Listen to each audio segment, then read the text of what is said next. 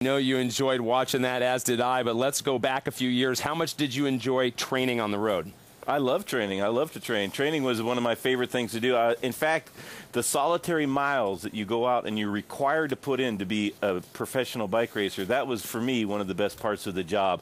The racing, I love the racing, but I loved all those miles leading up to the races. This has to do with something, and that's our Ask Bobke segment today. Let's go to the question, which comes compliments of Iowa City, Iowa, and Casey Hutchinson. Bob, how much time do cyclists spend together training during the year? There seems to be so much change in teams from year to year. Are riders loyal to their teams? Oh, that's a great question. It's a question about team loyalty, but also some of the riders around you, and also finding the right ambience with the team you join. And a lot of pros never get that equation right, and they suffer for it. The good teams take care of each rider, and they provide an environment where they can excel.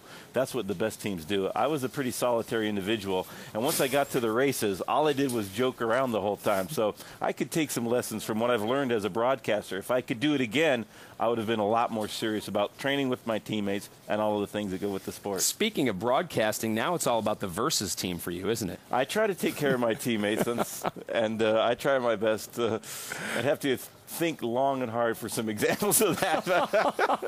Well, you can always send your questions to versus.com/askbobke, and if you're lucky enough, this man will be talking about your question very soon. Let's go back to the action.